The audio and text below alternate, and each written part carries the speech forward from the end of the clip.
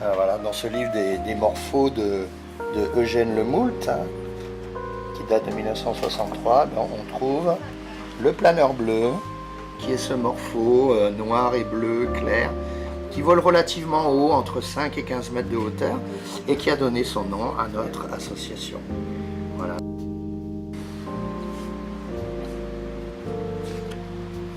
Ah ben, j'ai eu la chance de venir en Guyane à 17 ans, en 77. Je passais mon bac à l'époque au lycée Félix Éboué, qui est devenu l'actuel collège Eugène Nonon. Et puis après, j'ai fait des études de biologie en métropole. Et puis mon armée. Et puis après, j'ai eu qu'une hâte, c'était de revenir me replonger dans cette Guyane qui m'avait marqué, qui avait marqué mon adolescence et qui m'attirait particulièrement à cause de sa biodiversité. Aux papillons d'abord, aux mygales ensuite, hein, et très tôt je suis venu à la Sépangui pour faire connaissance avec le père Barbotin, lui monter mes trouvailles.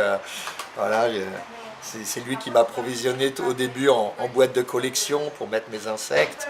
Et c'est à lui que j'ai montré mon premier gynandromorphe aussi.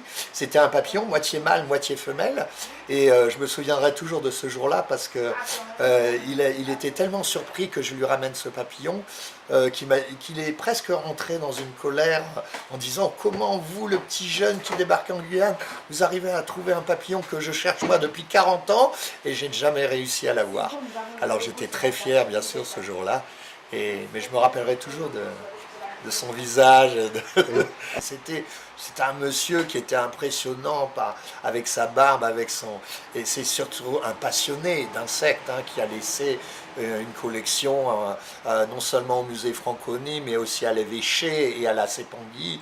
Et voilà, alors je sais que cette collection, elle est en train d'être remaniée. J'espère qu'un jour, elle sera mise à l'honneur, comme ça peut se faire au musée Franconi ou chez nous, à Cacao. Je sais que le père Barbotin, il faisait faire ses boîtes à Montjoly, mais je ne saurais plus vous dire chez quel artisan. Alors c'était des bois assez tendres, du genre Grignon ou bien Simarouba, qui étaient faciles à travailler, mais qui étaient suffisamment faciles à sécher pour pouvoir faire des boîtes relativement étanches. Il fallait qu'elle soit étanche. Il fallait qu'elle soit étanche, il fallait qu'elle soit tapissée d'émalène au fond pour pouvoir piquer les insectes sans qu'ils s'abîment, et après mettre un petit peu d'antimite ou de naphtaline à l'intérieur des boîtes pour s'assurer leur longévité des collections. Oui. Et votre collection à vous, elle comprend combien de pièces? Elle comprend à peu près 2000 espèces de Guyane et elle représente 30 ans de collecte sur la Guyane. C'est quoi pour vous un papillon? Un papillon.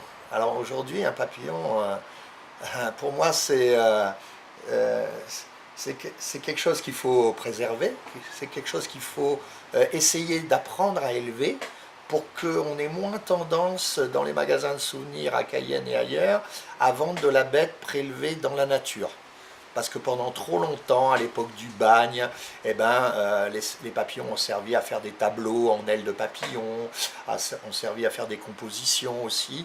Mais aujourd'hui, faudrait être capable, comme le font nos voisins surinamiens ou brésiliens, être capable d'élever nos papillons guyanais et faire en sorte qu'on puisse non plus vendre de la bête sauvage, mais de la bête d'élevage. Et comment on élève un papillon?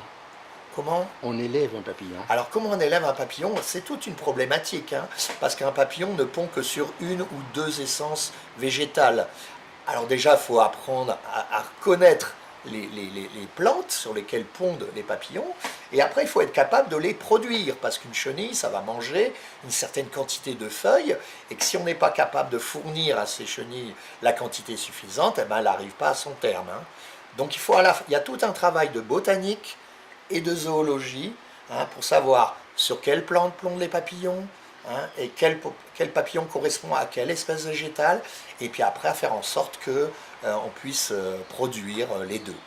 Voilà. Oui. Mais j'ai déjà vu des espèces de papillons de Guyane disparaître. Par exemple sur Cacao, on a rasé un pan de colline sur laquelle poussait une petite liane, sur laquelle se reproduisait un petit papillon de la famille des itomides qui s'appelait Godiris zavaleta. Et ce petit papillon, à partir du moment où on a détruit la plante nourricière sur laquelle il pondait, on l'a fait disparaître aussi. Il y a certainement plusieurs espèces de papillons qui ont déjà disparu de Guyane à cause du déforestage, mais il y en a tout un tas qu'on n'a pas encore découvert aussi, hein. Donc il y a beaucoup à faire.